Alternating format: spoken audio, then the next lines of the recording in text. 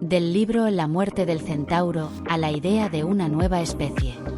De la especialización a la especiación. Los sentimientos, como las emociones, son reacciones bioquímicas de nuestra materia. Es una definición que en nuestra vida diaria nos cuesta aceptar porque definirnos como neurotransmisores parece querer perder esa magia, como por ejemplo el amor, el misterio del arte, la conciencia, el libre albedrío, nuestra espiritualidad, nuestra libertad, nuestra esencia. Pero en realidad es exactamente lo contrario. En este complicado mecanismo reside la maravilla de la vida, donde la materia que nos pertenece puede dar un sentido a la existencia y crear un mundo donde descubrir realmente la pasión por nuestra libertad y nuestras potencialidades sin perder la magia. Si no vivimos a través de este saber, difícilmente podremos conocernos, crear, evolucionar y cambiar las cosas. Si te escandaliza la violencia humana y sufres por lo que sucede en el mundo, debes emprender un viaje complicado de observación y análisis.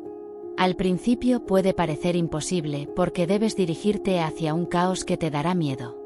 Pero si buscas el amor, es el único camino. Conciencia evolutiva. El ser humano se encuentra constantemente inmerso en un complejo sistema neurobiológico que plasma percepciones, emociones y comportamientos.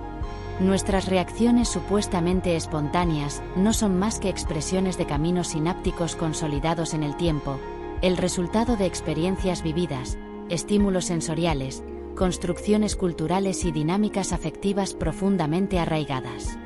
Sin embargo, el conocimiento de esta aparente fatalidad biológica no debe inducirnos a una visión estática de nuestra existencia psíquica y relacional. Al contrario, es precisamente esta conciencia la que nos permite entrar en un diálogo crítico con nuestros automatismos internos. Y es precisamente aquí donde nace la maravilla de la vida humana. Podemos interactuar directamente con el resultado de nuestras futuras emociones y variar el resultado cambiando nuestra percepción sensorial. El problema sustancial es que la humanidad no ha comprendido que tenemos el poder de interactuar con nuestra parte neuronal. La cuestión es que actuamos siempre según una especialización, es decir, diferenciación cultural, social, psicológica, y no en búsqueda de especiación, como origen de nuevas especies, a través de nuevos modos de ver, pensar, educación, lenguaje y desarrollando una estructura corporal o mental diversa en respuesta a las diferentes condiciones. El acto de observar nuestras emociones, tanto las perturbadoras como las gratificantes, se convierte en un ejercicio fundamental para deconstruir y reformular los paradigmas interiores.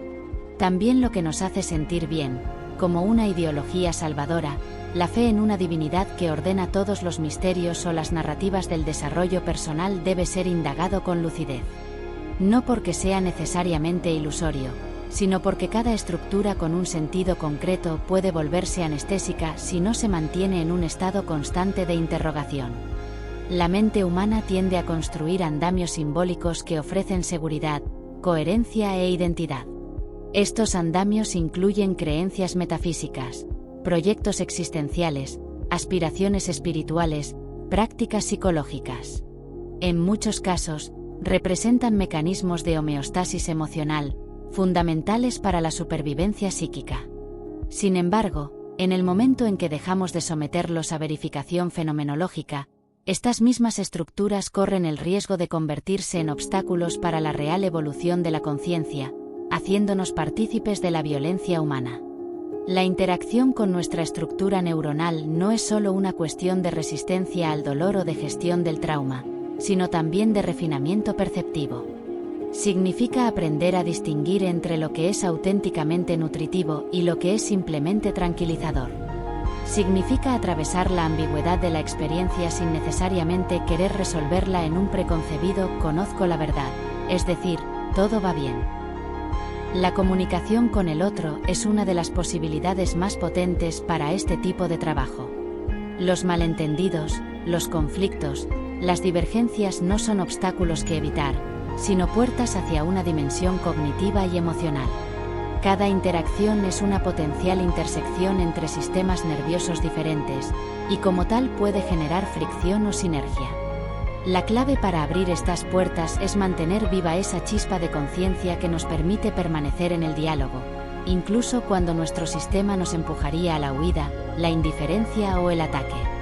Pensar que el universo es intrínsecamente armónico, que cada cosa sucede por un motivo superior, es un pensamiento que ofrece consuelo. Pero desde el punto de vista epistemológico y fenomenológico, resta una creencia por interrogar. El equilibrio, si existe, es fruto de una participación. La transformación no ocurre por arte de magia, sino a través del esfuerzo cognitivo, trabajo emocional, puesta en cuestión del automatismo neuronal. La crisis personal, en este contexto, nunca es solo individual. Todo movimiento de conciencia tiene resonancias colectivas, porque la conciencia misma es relacional. La comprensión de uno mismo, la pacificación interna, la aceptación radical del yo y del otro son etapas de un camino más amplio, que tiende al encuentro y a la construcción de una realidad más consciente.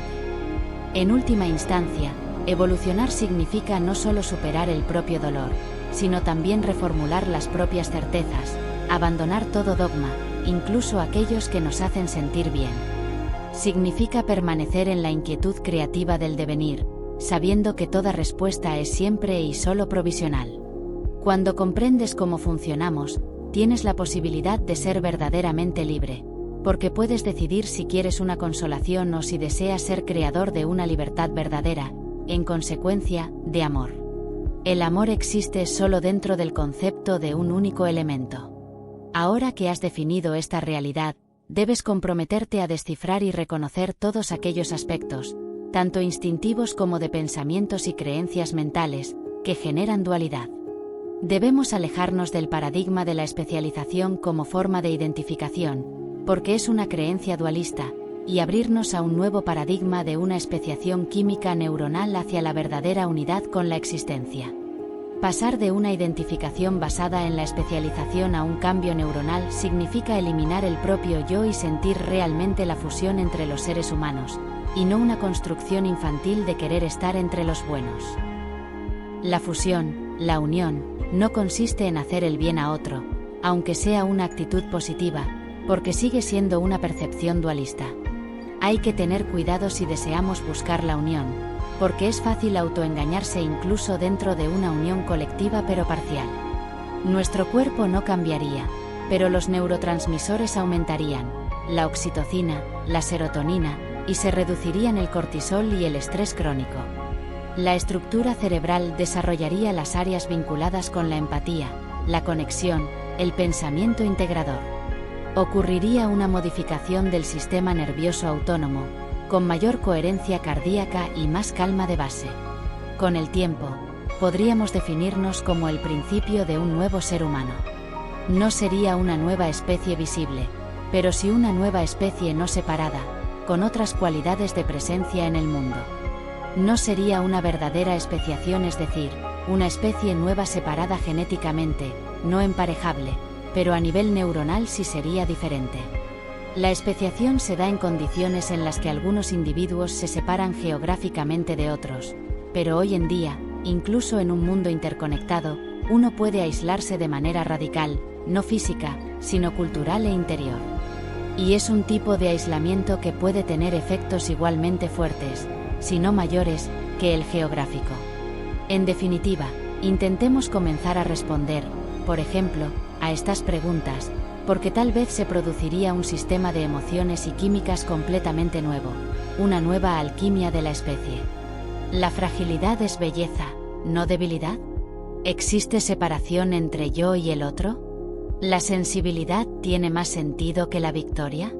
¿Creer en un Dios o en una ética es un sistema dualista? Si algún día existiera una cultura enteramente basada en esos paradigmas, unidad, fragilidad compartida, valor del gesto en lugar del resultado, no sería solo un cambio cultural, sino un sutil inicio de mutación biológica. ¿Especie futura? ¿O eco antiguo? Podría ser una especie cultural futura, si algún día estas ideas encontraran terreno fértil en otros seres humanos. O bien podríamos preguntarnos, ¿no será acaso una memoria antiquísima? Tal vez algunas civilizaciones, taoístas, predogmáticas, ya habían intuido esta unidad frágil, antes de que la cultura de la fuerza, del control y de la separación se impusiera. Todo esto, en definitiva, Es para llegar a sentir la vida con un fondo constante de éxtasis de amor que se manifiesta involuntariamente, sin esa preocupación continua, donde deseamos vernos como portadores del espacio, en consecuencia, del tiempo.